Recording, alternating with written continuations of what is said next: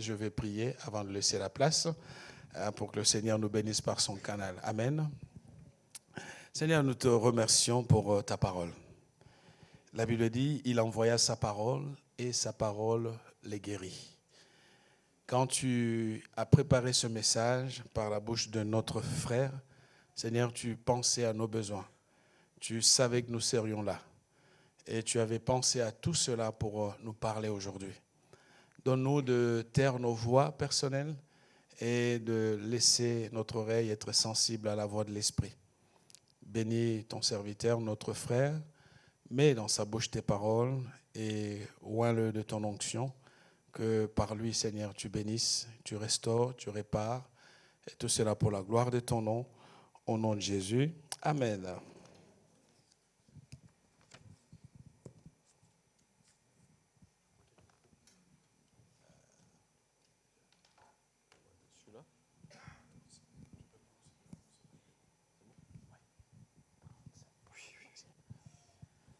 Merci, je redis Amen à la prière de Pasteur Gabriel. J'aurais aimé faire une prière comme ça pour commencer, de toute façon. Peut-être pas mot pour mot, mais donc merci. On était connectés. Et moi, vous n'avez pas de chance, il a insisté sur le sport. Vous le savez, je suis professeur de sport, donc vous êtes mal tombé ce matin. Je plaisante. Ouais, c'est important, on y reviendra un petit peu. Et juste pour remettre dans le contexte, c'est un peu dans le même sens que la prière du pasteur Gabriel. J'aime bien mettre un petit cadre à chaque fois que je partage quelque chose, peu importe le contexte, sur l'imperfection de ce que je vais partager, sur le fait que ça soit partiel, d'accord ? Parce que c'est un temps limité, et que vous puissiez, vous, déjà vous préparer, comme il a dit dans sa prière, à recevoir pour vous aussi, d'accord ? C'est-à-dire que des fois, on n'est pas forcément en accord avec tout. Parfois, tout ne nous parle pas, mais c'est pas grave en fait, d'accord ? Et, dernière chose, je suis tout ouvert à discuter à la fin du culte s'il y a un truc que vous n'avez pas compris ou vous n'êtes pas d'accord. Moi, j'ai aucun souci avec ça. D'accord ? Ça va ? Oui ? Ouais ? Petit pouce ? Ok ? Bon. Ça, c'est la génération des réseaux sociaux, excusez-moi. C'est encore que j'ai échappé un petit peu, mais bon. Alors, on peut afficher la première diapositive. Et je ne sais pas si vous vous rappelez du thème de l'année qui a été annoncé, un petit peu les 2 grands points. Vous savez ou pas ? J'ai entendu oui ? Croissance et excellence. T'as dégainé vite, hein ? On sent que t'es tout le temps là, toi. Hein. Alors, croissance et excellence, mais ce matin, accepter l'échec. Ouh là là. Il n'a rien compris. Je suis hors sujet. Accepter l'échec. Pourquoi ? Parce que je crois qu'au cœur du processus de l'excellence et de la croissance, il y aura forcément des échecs. C'est juste une réalité, c'est juste un constat en fait. Je ne suis pas en train de déclarer « on va échouer, oui, super », c'est pas ça. La réalité fait que, on va un petit peu creuser ensemble, bah oui, il y aura des échecs en fait. Maintenant, on va se poser des questions sur qu'est-ce que c'est l'échec, d'accord ? Et quel type d'échec aussi ? Et quel type d'échec pour quel type de réussite ? Je vous laisse, je vous redis, c'est quoi l'échec déjà ? Quel type d'échec pour quel type de réussite ? Donc 3 grands points. Un premier point, qu'est-ce que c'est l'échec ? On va réfléchir. Hein. Après, carrément, j'ai eu envie de me poser, est-ce que l'échec, c'est forcément péché ? Et troisièmement, l'échec humain pour amener la réussite divine. Alors je vois, il y en a qui sont encore perplexes, mais c'est bien, j'aime bien, ça veut dire qu'on réfléchit. Alors qu'est-ce que l'échec ? Bon, pareil, hein, il y a plein de définitions, mais moi, c'est ce que j'ai trouvé. J'ai bien aimé toucher le fond, alors par accident, se trouver arrêté dans sa marche, s'arrêter par lassitude, hein, on est fatigué. Alors il y en a qui ont marqué comme poussé par le hasard. Alors bon, je ne crois pas au hasard, après ça dépend de leur définition du hasard, mais moi je crois que tout est sous contrôle de Dieu et que tout a un sens. Ne pas réussir, tout simplement, l'échec, ne pas réussir. Et littéralement, vous savez, échouer, en termes maritimes, hein, pousser une embarcation jusqu'au contact avec la côte. Hein, un bateau qui échoue sur le sable, sur la plage, par exemple. Et d'autres synonymes, parce que je trouve que c'est important, que ça va bien avec. Perdre, manquer, rater, avorter, craquer, s'écrouler, s'effondrer. Donc c'est quelque chose quand même. L'échec. Maintenant, en se posant la question de qu'est-ce que c'est, et en voyant un petit peu, mais maintenant, moi, c'est ce côté-là que je voudrais aborder avec vous au début, c'est que je crois que dans l'échec, on peut passer sur la diapo avec l'échec est égal à l'apprentissage. Ou en tout cas, il en fait partie. Moi, j'ai mis l'échec égale apprentissage. Alors, je vous ai dit, je suis professeur d'EPS, d'éducation physique et sportive. À côté, je suis aussi entraîneur de foot. J'entraîne particulièrement les gardiens de but. Et vous allez me trouver peut-être bizarre, mais il est bizarre ce coach. Parce qu'avec mes gardiens de but, souvent, je leur dis, on peut mettre la diapo, parce que je l'ai noté, souvent, alors pour résumer rapidement, un gardien de but, c'est quelqu'un qui doit arrêter des buts, on est d'accord ? Sauf que régulièrement, je leur dis, vous devez accepter de prendre des buts. Oula. Je sais pas, est-ce qu'il y en a qui comprennent pourquoi je leur dis ça ? Oui, dites, c'est juste pour savoir. Si je leur dis régulièrement, vous devez accepter de prendre des buts. C'est bizarre ce coach. On ne veut pas prendre de buts, tu nous dis qu'il faut apprendre à prendre des buts. En fait, parce que ça va arriver. C'est nécessairement quelque chose qui va arriver. C'est pas parce qu'on va faire exprès de prendre des buts, mais tu vas en prendre. Personne, le meilleur gardien de tous les temps, il a toujours pris des buts. C'est comme ça. Parce que ça fait partie du jeu, ça fait partie du contexte, ça fait partie de la vie réelle. Donc ça arrivera forcément. Donc je leur dis ça. Donc vous devez apprendre, ça veut dire que vous devez accepter que, ok, j'ai échoué en fait. J'ai pris un but, mais je continue. Parce que si je m'arrête au premier échec, bah c'est fini, tu fais autre chose, tu arrêtes le foot. C'est un peu comme la vie. Alors j'ai mon petit garçon, je prends des témoignages contextuels. Mon petit garçon qui commence à se mettre debout, il s'accroche partout. Bah, au tout début, il tombait tous les jours il tombait. Tous les jours il tombait. Mais à un moment donné, on l'a laissé. Et on ne lui a pas dit « Ah, c'est pas bien, t'es tombé ». Non, il est tombé, on l'a réconforté. Des fois, maintenant, il tombe. Hier soir, je travaillais sur l'ordinateur, il est tombé, il n'avait même rien dit. Et il tombe de moins en moins. Mais si on lui avait dit « Ah, c'est pas bien », et si on l'avait carrément dit « Ah, bah, on va te protéger, il ne faut pas que tu échoues. On va te mettre dans une bulle », bah, il ne saura jamais marcher, en fait. Vous voyez la notion, en fait. C'est pour ça que je dis ça à mes gardiens de but. C'est pour ça que l'échec, en fait, je crois, fait partie de l'apprentissage. Alors, je vous ai mis un contexte aussi, et j'ai bien aimé cette citation. Ahmed Ouattara, je l'ai trouvé en cherchant sur Internet, il dit « L'avantage d'échouer, c'est d'apprendre ». Alors, j'ai bien aimé, il l'a mis dans le positif. L'avantage d'échouer, c'est d'apprendre. Et c'est vrai qu'en France, particulièrement, et je me permets puisque je suis dans ce domaine-là, il y a une culture du non-échec. Qui, soyez honnête, qui a déjà été traumatisé et n'a pas voulu donner une réponse en classe parce qu'il avait peur de se tromper ? Ouais, on est d'accord. Il y en a, ils trichent, mais c'est pas grave. D'ailleurs, je suis en train de le faire, d'accord ? C'est le même processus que je suis en train de faire. Vous osez pas parce que, bref. En même temps que je vous partage, c'est le même exercice. Alors, ben oui, parce qu'on a créé une culture où on doit avoir la réponse. On doit réussir tout de suite. Mais ça n'existe pas. Ça n'existe pas. C'est pas ça l'apprentissage. On a aussi une culture en France très élitiste. On n'a pas le temps, vous savez ? Non, moi j'avance. Ceux qui ne suivent pas, tant pis pour eux. C'est vrai ou pas ? Vous connaissez ça aussi ou pas ? Voilà. Et une culture de formatage. D'accord ? Tout le monde doit penser comme ça, de la même manière. D'accord ? Ceux qui sont un peu différents, donc qui vont donner des réponses différentes à ce qu'on attendait. Bon, ça c'est l'original, on n'a pas le temps avec lui non plus.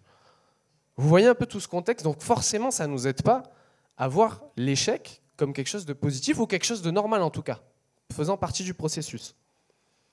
Alors d'autres citations, juste après, et en tout cas d'autres théories carrément, pour vous dire que ce n'est pas récent, ce n'est pas nouveau. On a Edward Thorndike, de 1874 à 1949, donc c'est fin du 19e et 20e siècle, jusqu'à la moitié, qui avait déjà théorisé une théorie de l'apprentissage selon l'essai-erreur. En fait, ça fait partie, j'essaye, je rate, parce que je rate, j'essaie autre chose, et petit à petit, je trouve la solution. Et donc, vous voyez, c'est pas 2020, c'est 1949 qu'il est décédé, donc c'était avant. Donc c'est pour vous dire qu'on savait, il y a plein de choses qu'on sait déjà depuis longtemps. Et une citation que j'aime beaucoup de Nelson Mandela, peut-être que vous la connaissez, il dit « Je ne perds jamais, soit je gagne, soit j'apprends ». Alors on pourrait juste un tout petit peu déformer et dire « Je n'échoue jamais », pour être dans notre thème, soit je réussis, soit j'apprends. C'est rassurant ou pas ?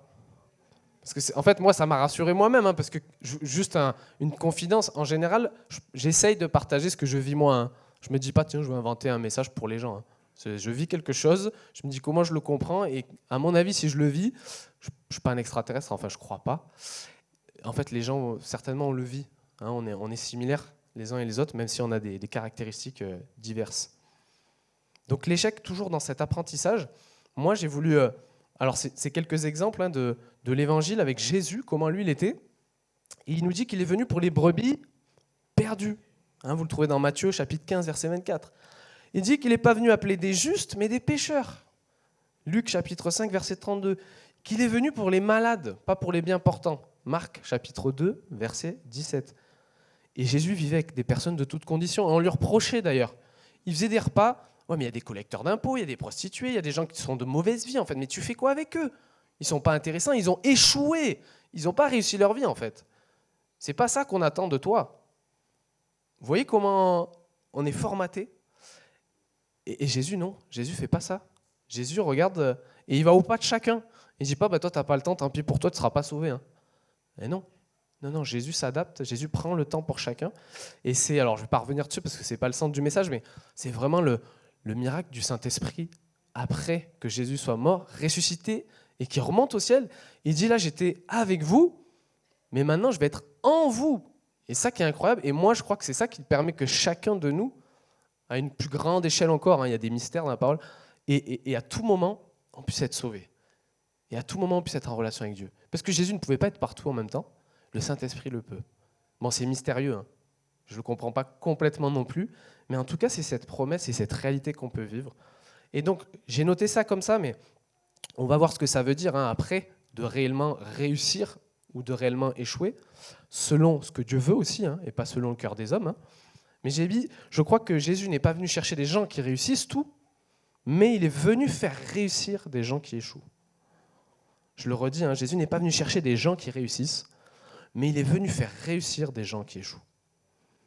Alors, je mets juste un bémol, qu'on soit bien au clair. Quand je parle de ça, je ne parle pas de réussite humaine, de développement personnel sans Dieu, d'accord ? Moi, je crois que Dieu a une réelle réussite, et des fois, elle ne ressemble pas justement à ce que les hommes attendent. Donc, je fais juste cette parenthèse pour qu'on soit bien d'accord. Je vais réussir, comme il a été dit que Jésus est venu pour que je réussisse, donc je vais réussir dans mon travail, donc je vais avoir beaucoup d'argent, donc je vais... Non, pas forcément en fait, d'accord ? C'est pas ça. Il n'y a pas de raison, oui, Dieu veut qu'on soit heureux. Je pense que vous connaissez beaucoup d'entre vous, Jérémie, chapitre 29, verset 11, il dit qu'il a des bons projets pour nous, des projets de bonheur. Voilà. Il veut nous donner un avenir, une espérance. Moi, ça, je le crois. Maintenant, il y a toujours la priorité du salut, la priorité, on va le voir aussi, du caractère. Est-ce qu'on est transformé par lui ou pas ? Ça, c'était la première chose sur, je crois que l'échec fait partie intégrante de notre apprentissage, de notre développement. Maintenant, grand 2, on se pose la question ensemble, échouer, est-ce que c'est péché ? Est-ce que c'est la même chose ? Est-ce que quand je dis j'échoue, là je pêche ? Alors, tiens, on va faire qui dit oui, qui dit non ? Qui dit oui ? Ok. Qui dit non ? D'accord, ok. Alors moi je vais faire exprès, je ne suis pas du tout suisse pourtant, mais je vais dire oui et non. Et on va réfléchir en fait, qu'est-ce que ça veut dire ? Moi j'ai noté le plus grand échec de l'homme, c'est la séparation avec Dieu. C'est ça le péché. J'ai mis une petite photo exprès, et je sais que Bruno appréciera en tant que sportif, que le mot qui est utilisé pour pécher dans la Bible en grec, ça veut dire rater le but, manquer la cible. Donc j'ai mis exprès une petite cible qui est manquée, qui est ratée. Et dans ce sens-là, oui, on a péché. Alors oui, c'est très grave en fait, c'est dramatique. On est passé complètement à côté du plan de Dieu pour notre vie. Donc quand on a échoué, là, oui, on a péché. Et donc en fait, il faut se remettre dans ce contexte-là, humain, que de toute façon, on a raté la réussite de Dieu, complète, d'accord, et totale. Ça va pour le contexte. Donc forcément qu'il y a des choses qui ne fonctionnent pas. Et on le voit très bien, que notre santé, elle ne fonctionne pas. Pourtant, pourquoi elle devrait fonctionner comme il faut ? Notre environnement est détraqué. Pourtant, il devrait fonctionner comme il faut. Ça, c'est les projets initiaux de Dieu. Mais, comme nous, on n'a pas fait confiance et qu'on a détraqué cet ordre parfait, on a permis que ça soit détraqué, il y a l'échec, dans tous les sens du terme. Donc ça, oui, ça, c'est le péché.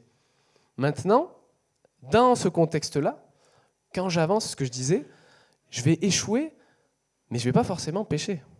D'accord ? Et inversement, parfois, je vais réussir et je vais pécher. Je vais me tromper d'objectif. D'accord ? Donc, je ne vais pas viser la bonne cible. Donc, j'ai mis, il y en a plein, encore une fois, il y a plein d'exemples qu'on aurait pu prendre, il y a plein de personnages qu'on aurait pu prendre, et je donnerai des exemples d'autres personnages bibliques à la fin. J'ai voulu me concentrer sur l'apôtre Paul là, deux passages qui m'ont intéressé. Au début, il réussit ce qu'il entreprend. De ce qu'on connaît, en tout cas, on ne connaît pas toute sa vie, mais dans Actes chapitre 9, Vous savez, c'est là où il va se convertir, il va recevoir une révélation de Jésus. Mais jusque-là, il est un persécuteur de l'Église. Des fois, on oublie, hein. C'est un persécuteur des chrétiens. Aujourd'hui, on dirait même que c'est un terroriste. Hein. Il fait mettre en prison des croyants, ceux qui suivent Jésus. Il les fait arrêter, il en fait tuer. Vous savez, il est spectateur. On nous a raconté qu'un des disciples de Jésus, qui s'appelait Étienne, il a été lapidé, tué à coups de pierre, et il est là. Il est à côté, il voit tout ce qui se passe, et il est d'accord avec ça. C'est raconté, hein.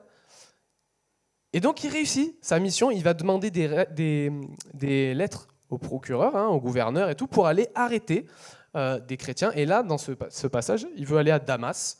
Et en fait, c'est Paul qui va de ville en ville pour arrêter des chrétiens. Et ça marche. Il y arrive. Hein. Pourtant, est-ce qu'il est en train de réussir selon Dieu, à votre avis ? Moi, je crois qu'il est en train complètement de pécher. Et pourtant, lui, il pense que c'est bien ce qu'il fait. Hein. Vous voyez, pourtant, il réussit, mais en fait, il pêche. Il se trompe de cible. Il rate le but.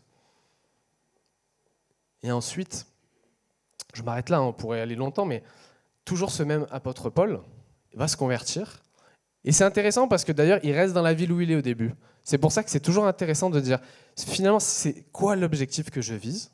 Avec quel cœur je le fais ? Parce que ce même Paul, il va se convertir et il va avoir la vision de Jésus. Jésus va lui parler et dire, mais pourquoi tu me persécutes ?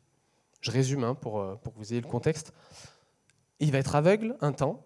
Il va être obligé de recevoir Ananias, un disciple de Jésus, justement, qui vienne prier pour lui, qui lui rende la vue, et qui, maintenant, le baptise. Et Paul, au lieu de complètement changer, vous savez ce qu'il fait ? Il reste à Damas, il reste avec les disciples. En fait, il se forme, entre guillemets, et il annonce la parole de Dieu. Il annonce la bonne nouvelle cette fois-ci. Donc, de l'extérieur, on peut dire qu'il est toujours à Damas. Il va toujours, d'ailleurs, l'apôtre Paul, vous savez qu'après, il va aller de ville en ville. Il va faire encore plus ça, hein, toujours de ville en ville, de région en région. Donc, il garde cette dynamique-là. Mais c'est la cible, l'intention qui a changé. Et vous voyez, c'est ça en fait, échouer ou pas échouer, selon Dieu, pécher ou ne pas pécher en fait. Et je sais que des fois, on aimerait bien avoir une réponse de ça c'est péché, ça c'est pas péché. Ben, souvent, c'est pas comme ça en fait, parce qu'on a une vie personnelle et Dieu nous demande des choses personnelles. Donc pour vous, peut-être que la même action qu'on va faire tous les deux, ça sera une réussite pour vous et moi je vais me tromper, je vais pécher, je vais rater le but de Dieu pour ma vie, tout simplement. D'accord ? Et donc ce même apôtre Paul, intéressant, hein, humainement il réussit, mais il se trompe de cible, selon Dieu. Et alors j'ai pris ce passage-là, hein, Actes chapitre 27 et 28, Paul a été fait prisonnier, Paul doit être emmené pour être jugé à Rome, en Italie, et je vous passe un peu, je résume exprès parce que c'est long, hein, vous ne pourrez pas tout lire, mais moi je vous encourage à tout relire à la maison, plein de choses et de points intéressants, moi j'en ai relevé que certains. Mais donc, il doit être emmené en prison et en fait, il doit prendre le bateau pour ça. Donc, c'est un peu compliqué. Donc, ils ont du mal à trouver le bon bateau. Après, ils trouvent le bateau. Après, ils sont obligés de s'arrêter parce que la mer est agitée. Après, l'hiver va approcher. Ils disent, bon, c'est pas sage de prendre le bateau, mais quand même, on doit le prendre. Bon, je résume grossièrement. Et ils prennent le bateau. Sauf qu'il va y avoir une tempête. Peut-être que vous connaissez ce passage. Et en fait, le bateau va échouer. C'est pour ça que j'ai mis cette photo. Là, c'est littéralement échoué. C'est-à-dire, le bateau va être arrêté par le sable. C'est mentionné carrément comme ça hein, dans le passage. Mais c'est intéressant parce que, humainement, Paul, il est emprisonné. Il doit être jugé. Le bateau sur lequel il est va échouer. Il manque de peu de mourir. Hein. Donc, en fait, rien ne fonctionne extérieurement. Et pourtant, moi, je crois que parfois, échouer nous permet d'arriver au bon endroit. C'est pour ça que ça dépend du cœur. Parce que l'apôtre Paul, lui, n'est pas en train de dire « je vais échouer, je veux échouer ». Il dit juste « moi, je veux servir Dieu ». D'ailleurs, il s'est mis dans une situation inconfortable presque exprès parce qu'il veut témoigner à plus grande échelle encore. Il va être jugé par Rome. Parce qu'il devait être jugé avant, j'ai oublié quelle ville, mais c'est plus petit en fait. Le témoignage est moins grand. Il aurait pu être relâché. Hein. Il y a un moment donné, on lui dit « c'est bon, tu peux repartir ». Il dit « comment ça ? Vous m'avez pris pour un mécréant, pour quelqu'un de malhonnête ?»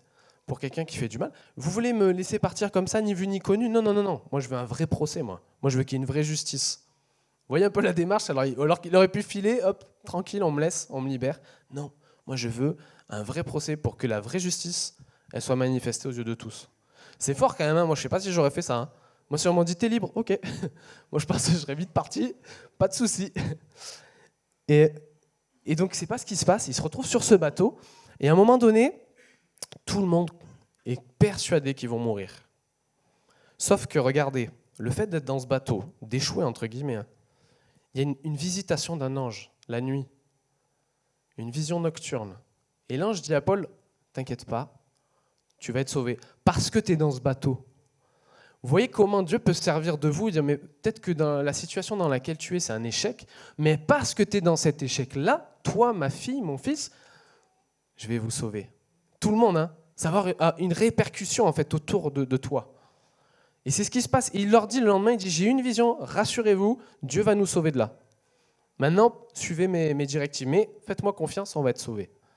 Et donc ils font confiance, et effectivement, ils vont être sauvés. Et non seulement il y a ce témoignage puissant de la part de Dieu, à travers Paul, de dire, regardez, j'ai pris soin de vous parce qu'il y avait mon enfant. Donc je suis vraiment le Dieu de Paul, le Dieu de Jésus-Christ, là. Quand je dis le Dieu de Paul, vous m'avez compris, le Dieu de Jésus-Christ, mais à qui Paul appartient, d'accord ? C'est ça, hein ? Non seulement il y a ce témoignage-là, et en plus, il débarque sur une île, et qu'est-ce qui va se passer là-bas ? Alors, peut-être vous connaissez l'histoire, ils font du feu parce qu'il pleut, il fait froid, il va ramasser du bois, Paul, il va se faire mordre par une vipère. Et là, tous les habitants voient ça et disent « Oh là là, lui, il a échappé à la mer. S'il y a un serpent qui le mord maintenant, c'est que c'était vraiment un mécréant, c'était vraiment un meurtrier, c'était vraiment quelqu'un de mauvais. Hein. » Parce que la justice, le symbole de la justice, hein, dans ce contexte, c'était le serpent. Et il vient le mordre. Mais en fait, il n'a rien. En fait, rien ne lui arrive. Et là, à l'inverse, ils disent « Ah non, en fait, c'est peut-être un dieu. » Carrément, alors, vous savez, c'est les extrêmes. Hein.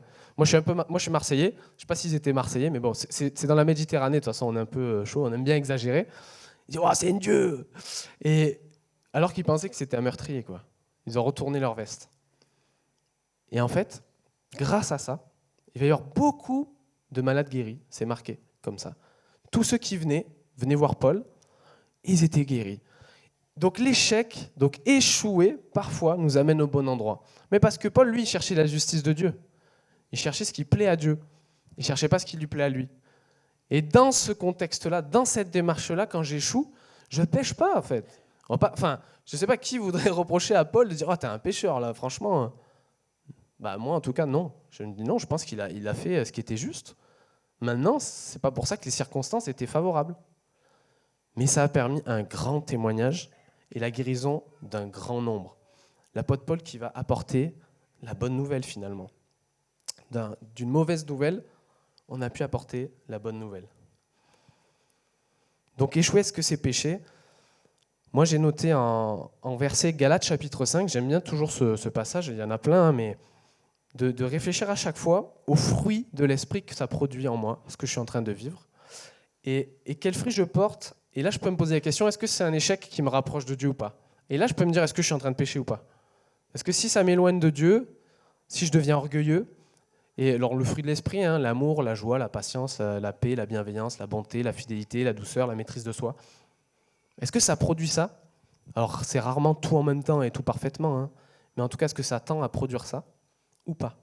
Si c'est l'inverse, je deviens impatient, emporté, hein, peut-être qu'il faut que je réfléchisse. Là, je suis peut-être en train de me tromper de cible. Maintenant, ça me rend patient, justement. Ça me rend bienveillant envers l'autre, etc. Ok, je pense que je ne suis pas en train de pécher. Ce n'est pas pour ça que ça marche, hein, mais en tout cas, je ne suis pas en train de pécher. Et je fais une parenthèse là-dessus aussi. C'est vrai que là, je parle vraiment de Dieu, de nous. N'oublions pas que le diable est présent. Hein. N'oublions pas qu'il envoie ses démons et qu'il fait en sorte qu'on échoue, hein, dans tous les sens du terme, qu'on passe à côté de Dieu lui-même et que notre vie soit un enfer pour le coup sur terre. D'accord ? Même si ce n'est pas comparable l'enfer réel, quand on sera jugé, et l'enfer sur terre, mais c'est ce qu'il veut. C'est ce qu'il veut. Et j'aime bien prendre cette image, vous savez, le diable, peut-être que vous êtes, enfin, c'est pas peut-être, on a tous été grondés ou été repris, et c'est plus facile d'affronter la sévérité de quelqu'un, le jugement de quelqu'un à plusieurs. Moi, j'aime bien comparer ça avec le diable. Je pense qu'il sait qu'il est jugé, il sait que ça sera fini pour lui à un moment donné, mais tant qu'à faire, il amène du monde avec lui, vous savez. C'est ça, hein. Il dit, quitte à être jugé, quitte à être condamné, qu'on soit ensemble, qu'on soit plusieurs. Moi, je le vois vraiment comme ça. Ça, c'est vraiment le piège du diable, quoi. De dire, mais on va y aller ensemble, ça va passer. Non, ça va pas passer, en fait. Hein. Honnêtement, ça va pas être drôle devant Dieu. Dieu est bon, hein, mais Dieu est juste aussi. N'oublions pas ça. Donc voilà, ce fruit-là. Et ça, c'est quelques phrases que j'ai méditées, ça c'est moi. Hein. Je crois qu'échouer par nos propres forces, c'est bon, car on est obligé de compter sur Dieu. Échouer permet parfois de trier ce qui est important, ce qui est utile aussi, ce qui compte vraiment. Échouer permet parfois de se reposer. Ça, je parle en connaissance de cause, car on allait s'épuiser dans trop de projets. On aime bien faire 10 000 choses, avoir 10 000 projets, encore plus cette société-là où il faut remplir notre emploi du temps. On n'a pas le temps pour rien. Je crois que des fois, échouer, ça nous permet de dire « ouais, en fait, ça ne marche pas, arrête, c'est tout. C'est juste arrête, en fait. » Comme ça, tu auras plus de temps pour des choses qui comptent. Et l'échec est parfois une réponse de Dieu pour fermer une porte aussi. Parfois, ça ne marche pas pour dire « mais non, en fait, c'est pas pour toi, ça. » Et tant mieux. Maintenant, j'aimerais qu'on passe à un troisième grand point. Et donc, on voit, mais on a commencé à le voir, l'échec humain comparé à la réussite divine. Et là, j'aimerais qu'on passe sur Ésaïe chapitre 53. J'ai oublié mon téléphone pour le lire.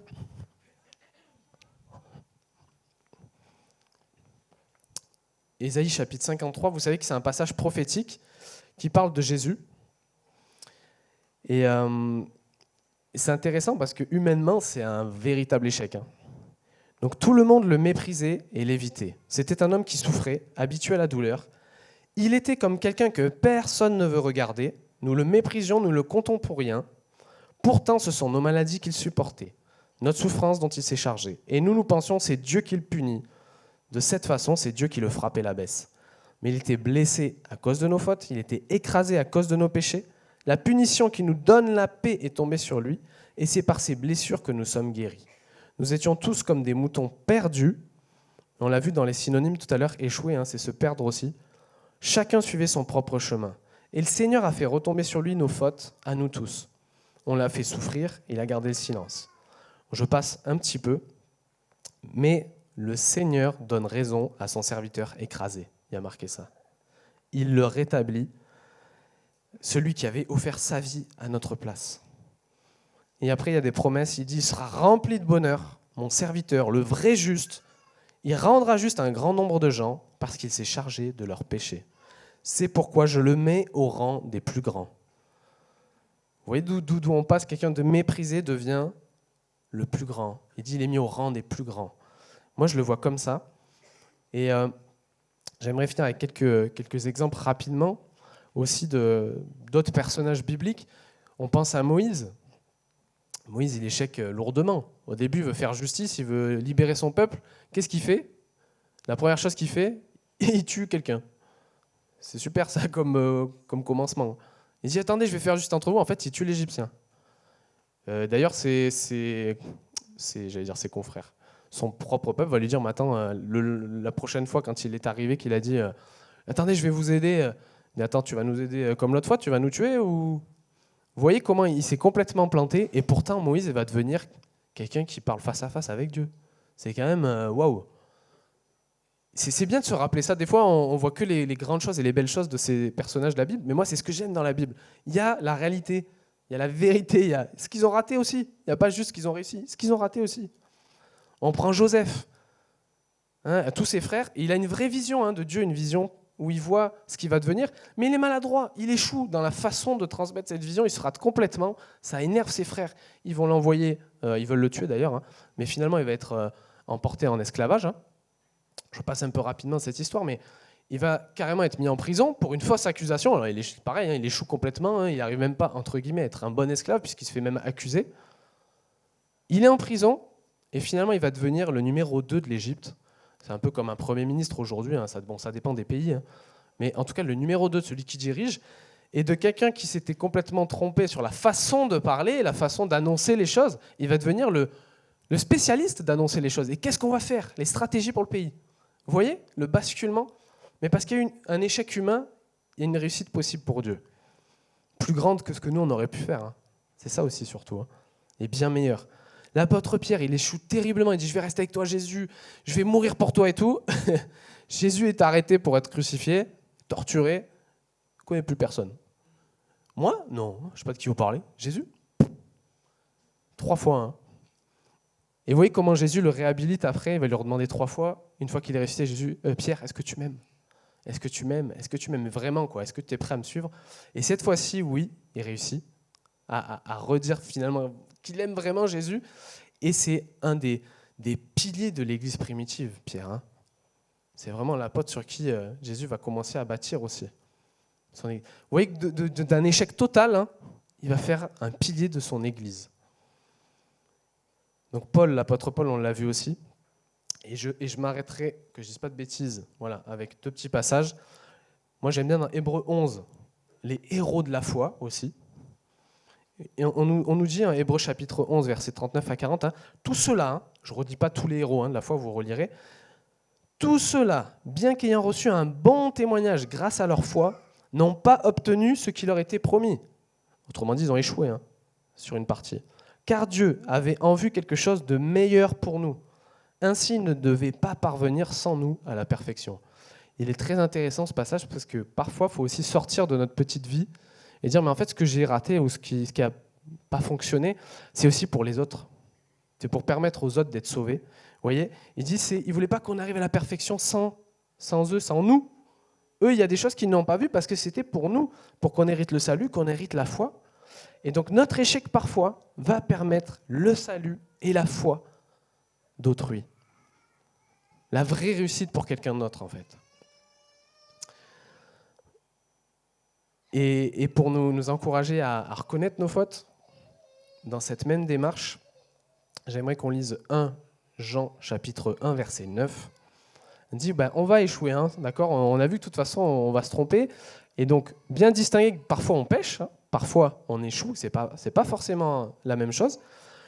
Mais on peut demander, quand on pêche vraiment, la fidélité de Dieu. Il dit, si nous reconnaissons nos fautes, Dieu est fidèle et juste pour nous les pardonner et nous purifier de tout mal. Donc il le sait, il n'attend pas quelqu'un qui réussit tout. Hein. Jésus n'attend pas ça. Dieu n'attend pas ça. Mais Jésus, par son exemple, il nous a entraînés à accepter notre échec humain pour nous tourner vers la vraie réussite de Dieu. Hein, c'est l'exemple parfait. Vous imaginez Jésus méprisé, rejeté, torturé, humilié, sacré échec humain, quoi.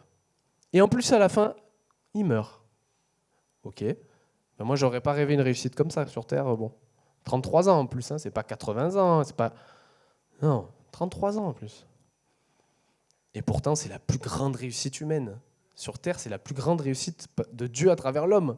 C'est celle qui permet qu'on ait le salut, qu'on ait la vraie vie. Vous voyez comment Dieu a changé ces choses-là ? Donc, moi, je nous encourage à nous poser à chaque fois la question, quel échec pour quelle réussite ? Toujours se positionner comme ça. Ça va ? On va prendre juste 1 minute de digestion. Et en conclusion, se rappeler donc 1, que l'échec est une source d'apprentissage. 2, que échouer, ce n'est pas nécessairement péché, mais c'est à nous de faire le point régulièrement. Hein. Et 3, l'échec humain peut permettre la réussite divine. Amen. Je prie, Papa, qu'on prenne ce temps, que tu nous éclaires par ton Esprit Saint à étudier comment on échoue, comment on apprend. Si on pêche, Seigneur, qu'on puisse se repentir. Tu le sais, tu connais toutes choses, Seigneur. Tu attends simplement qu'on revienne vers toi. Mais si on échoue, mais qu'on est bien intentionné, que tu nous encourages, Saint-Esprit, que tu nous dises, non mais regarde ce que ça produit. Regarde aux fruits maintenant.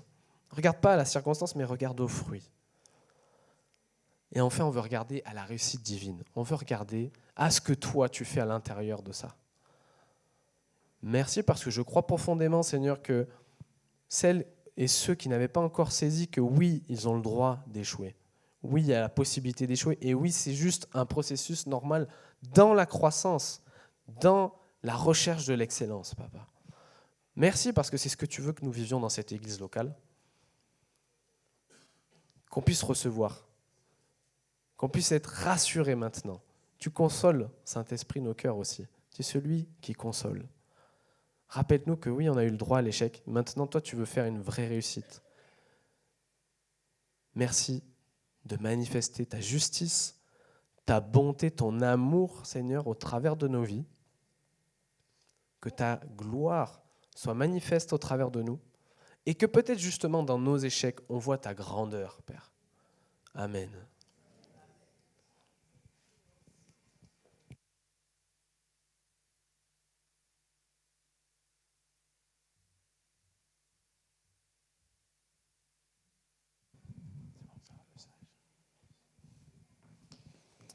Merci beaucoup à Raphaël pour cette puissante parole. Je crois qu'on peut prendre quelques instants justement pour prier par rapport à ce que le Seigneur nous a transmis avec pédagogie, avec clarté et avec profondeur, parce que je crois que si nous définissons mal l'échec, nous passons complètement à côté de quelque chose que Dieu est en train de faire. Et derrière cette parole d'aujourd'hui, il y a tellement de richesses que je crois que chacun de nous peut mettre en pratique et voir Dieu se manifester dans sa vie. Amen. Alors, on va se lever pour ceux qui peuvent. Et bien sûr, si vous n'êtes vraiment pas capable de vous lever, vous restez assis. On veut prier. On va prier. Alléluia.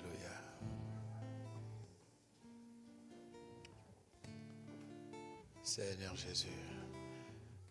J'aimerais simplement, là où tu es, que tu puisses faire le point avec toi-même et avec le Seigneur.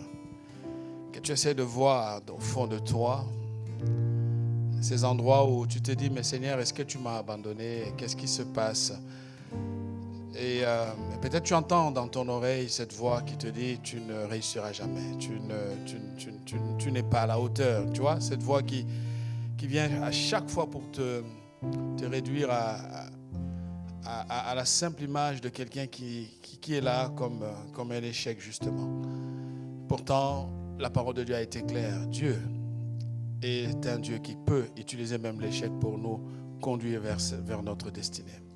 On veut élever nos voix, tout simplement, et commencer à parler. Là où tu élèves ta voix, commence à parler. C'est donc l'Esprit place ces mots dans ta bouche. Tu es aimé de Dieu. Tu n'es pas un échec.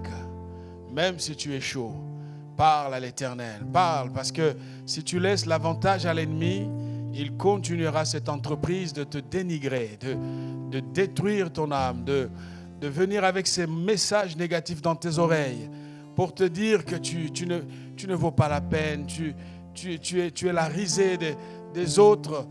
Et pourtant, Dieu t'a fait à son image. Au travers de sa parole ce matin, nous discernons que l'échec est un parcours important. Ou même si nous nous sommes trompés, nous étions responsables de nos actes, Dieu nous donne toujours une seconde chance. Ce matin, il y a une seconde chance pour toi, pour ta maison, pour ta vie, pour ton mariage, pour tes enfants. Il y a une seconde chance. Là où tu élèves la voix, prie l'Éternel, prends la victoire qu'il y a dans cette parole. Ne repars pas tel que tu es rentré. Alléluia. Seigneur, je vais prendre la victoire qui est dans ta parole ce matin.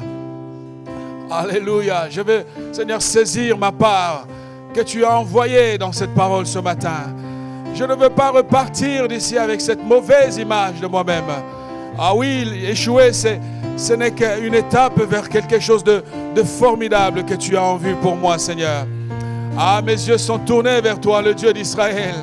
Oh, mon âme a soif de toi ce matin. Seigneur, change ma manière de voir les choses et oriente-moi dans la bonne direction. Ah, là où j'ai échoué, je vais me relever, Seigneur. Je vais repartir à nouveau, Seigneur. Ah, je bouche mes oreilles à toutes ces paroles de mensonges de la part de Satan, de la part de l'ennemi. Seigneur, je vais regarder à la croix parce que là, j'ai ma seconde chance. C'est toi qui nous appelles, Seigneur, ô Dieu de gloire. Tu nous appelles à toi. Tu nous appelles pour que nous ne restions pas, Seigneur, avec cette mauvaise note, cette note négative. Avec toi, Seigneur, Joseph est reparti. Malgré sa maladresse, comme on nous a dit, Seigneur, il est devenu un homme cohérent, capable, Seigneur, d'articuler sa destinée. Parce que, Seigneur, il a eu les yeux fixés sur toi. Comme Moïse, Seigneur. Peut-être que nous avons mal débuté, Seigneur. Le départ n'était pas bon. Mais nous voulons saisir la seconde chance ce matin. Et nous dire, Seigneur, que tu n'as pas encore fini avec nous.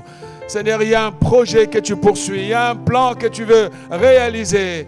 Ce matin, visite, Seigneur, mes enfants. Visite ma famille. Ah, mon Dieu, visite tous ceux qui me sont proches, qui ont eu un mauvais départ.